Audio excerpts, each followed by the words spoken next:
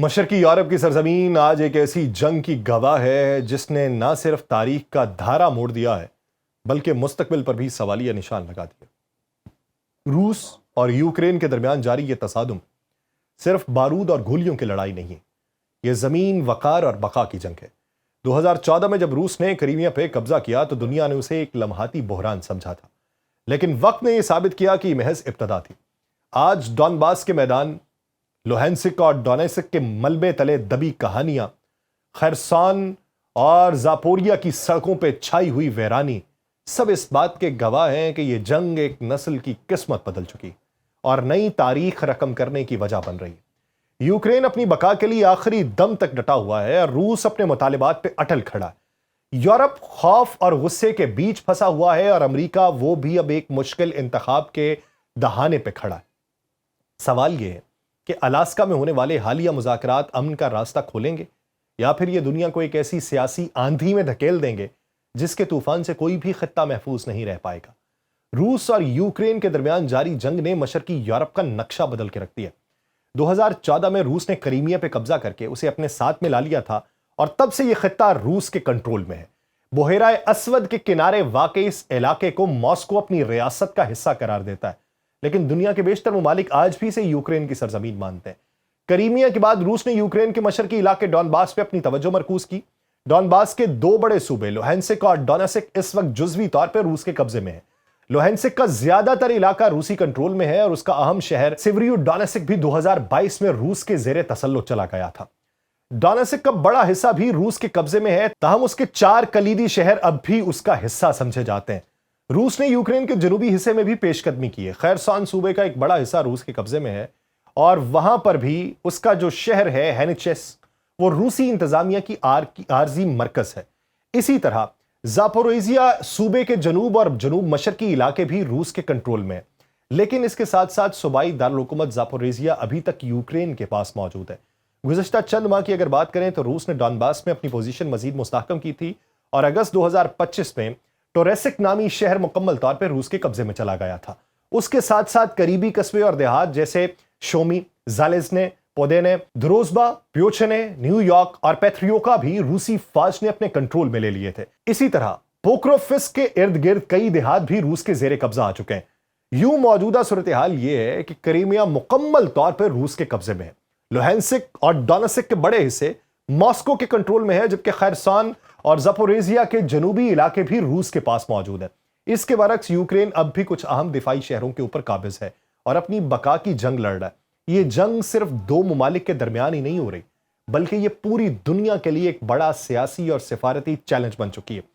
Alaska میں ہونے والے حالیہ روس امریکہ مذاکرات دنیا کی توجہ کا مرکز بنے، جہاں یوکرین کی جنگ بنیادی موضوع رہی، اور ان مذاکرات میں روسی صدر ولادیمیر پوٹن نے اپنی شرائط اور مطالبات واضح انداز میں پیش کیے اور روس نے سب سے پہلے یوکرین کے مشرقی خطے ڈونباس پہ زور دیا اور مطالبہ کیا کہ یوکرینی فوج ڈونیسک اور لوہینسک سے مکمل انخلا کر لے۔ ماسکو کا موقف یہ تھا کہ یہ علاقے اب تو ہمارے کنٹرول میں ہیں اور یوکرین کو اس کو تو ماننا پڑے گا، اس حقیقت کو تسلیم کرنا ہوگا کھلی آنکھوں۔ اس کے بدلے میں روس نے محاذ پہ لڑائی کو عارضی طور پہ روکنے کی پیشکش کر دی۔ روس نے اس کے ساتھ ساتھ خرسون اور زاپوریزیا کے جنوبی حصوں پہ اپنے کنٹرول کو بھی تسلیم کرانے کا تقاضا کیا۔ پیوٹن کی شرائط میں یہ بات شامل تھی کہ ان علاقوں کو روسی فیڈریشن کا حصہ مانا جائے یا کم از کم ان پر یوکرین اپنے دعوے سے دستبردار ہو جائے، ہم اسے آزاد کر دیں گے۔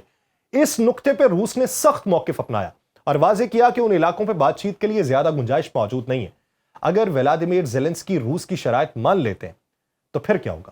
اس کا اثر صرف یوکرین پر ہی نہیں بلکہ یورپ اور عالمی سیاست پہ بھی گہرا ہوگا۔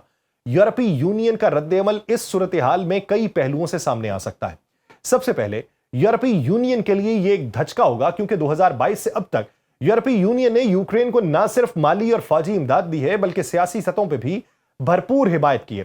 اگر زیلنسکی اچانک ڈونباس، ڈونیسک اور لوہینسک کے ساتھ ساتھ خرسون اور زاپوریزیا جیسے علاقے روس کے حوالے کرنے پر راضی ہو جاتا ہے تو یورپی یونین کے لیے یہ ایک بہت بڑی سفارتی ناکامی سمجھی جائے گی، بہت بڑی۔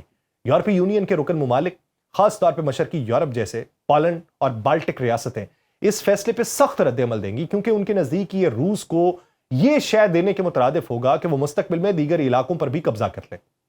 دوسری طرف یورپی یونین کے بڑے ممالک جس طرح جرمنی اور فرانس شاید اس جنگ کے خاتمے کے طور پہ دیکھیں اور بظاہر امن معاہدے کی حمایت کر دیں، کیونکہ یورپ معاشی دباؤ اور توانائی کے بحران سے دوچار ہے، لیکن ان کے اندر بھی یہ احساس ضرور رہے گا کہ روس کو علاقائی رعایت دینا ایک خطرناک مثال قائم کرنے کے مترادف ہوگا۔ جہاں تک یوکرین کے نیٹو یا یورپی یونین میں شامل نہ ہونے کی شرط ہے تو یہ یورپی یونین کے لیے سب سے زیادہ ناقابل قبول ہوگی۔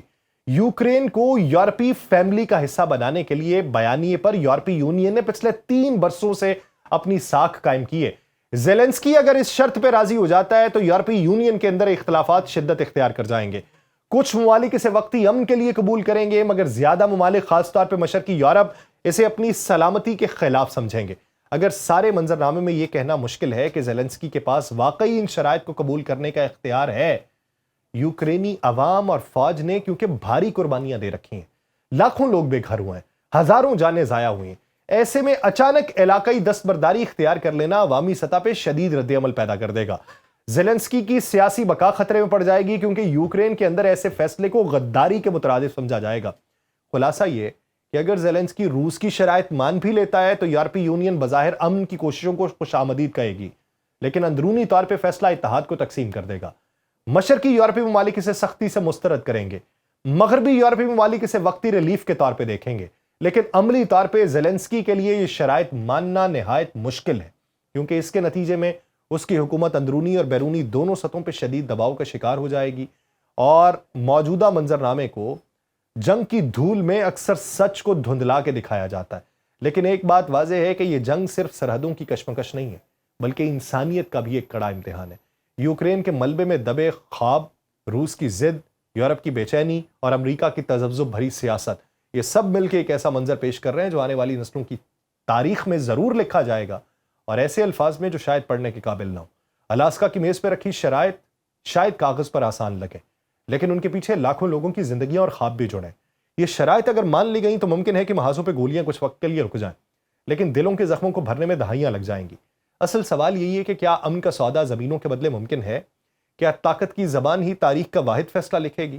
یا دنیا کبھی یہ سیکھ پائے گی کہ اصل فتح وہ ہے جو انسانوں کو جوڑتی ہے، نہ کہ مزید تقسیم کر کے فروغ دیتی ہے؟ اب دیکھیے کہ اس کے نتائج کیا نکلتے ہیں۔ مجھے دیجیے اجازت، اللہ نگہبان۔